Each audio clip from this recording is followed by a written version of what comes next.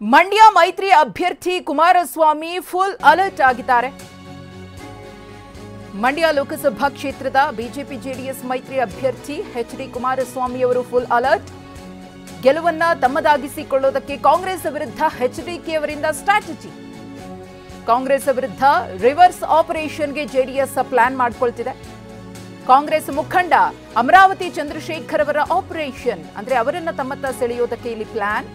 ಈ ಹಿಂದೆ ಅಂಬರೀಶ್ ಅವರ ಆಪ್ತರಾಗಿದ್ದ ಅಮರಾವತಿ ಚಂದ್ರಶೇಖರ್ ಜೆಡಿಎಸ್ಗೆ ಸೇರಿಸಿಕೊಳ್ಳೋದಕ್ಕೆ ಈಗಾಗಲೇ ಎಚ್.ಡಿ. ಕುಮಾರಸ್ವಾಮಿ ಅವರು ಸಾಕಷ್ಟು ಪ್ಲಾನ್ಸ್ ಅನ್ನ ರೂಪಿಸ್ತಾ ಇದ್ದಾರೆ.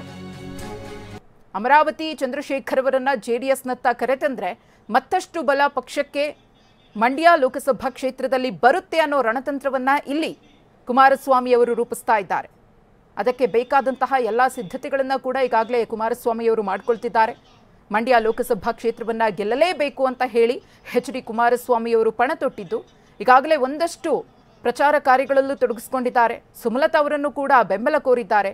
ಮತ್ತೊಂದು ಹೆಜ್ಜೆ ಮುಂದೆ ಹೋಗಿದ್ದಾರೆ. ಕಾಂಗ್ರೆಸ್ಗೆ ಟಕ್ಕರನ್ನ ಕೊಡೋದಕ್ಕೆ, ಕಾಂಗ್ರೆಸ್ಗೆ ಶಾಕ್ ಅನ್ನ ಕೊಟ್ಟು ಕಾಂಗ್ರೆಸ್ನಿಂದಲೇ ಆಪರೇಷನ್ ಅನ್ನ ಶುರು ಮಾಡಿದ್ದಾರೆ. Reverse operation. ಈಗಾಗಲೇ ಸಾಕಷ್ಟು ಮಂದಿ ಜೆಡಿಎಸ್ ಬಿಜೆಪಿ ನಾಯಕರುಗಳು ಕಾರ್ಯಕರ್ತರು ಕಾಂಗ್ರೆಸ್ನಂತ ಮುಖ ಮಾಡ್ತಾ ಇದ್ರೆ ಕಾಂಗ್ರೆಸ್ನಲ್ಲಿರುವವರನ್ನ ತಮ್ಮತ್ತ ಸೆಳೆಯೋದಕ್ಕೆ ಬೇಕಾದಂತಹ ಒಂದಷ್ಟು ಕೆಲಸ ಕಾರ್ಯಗಳು ಇಲ್ಲಿ ಜೆಡಿಎಸ್ನಿಂದಲೂ ಕೂಡ ಮಂಡ್ಯ ಭಾಗದಲ್ಲಿ ಆಗ್ತಾ ಇದೆ.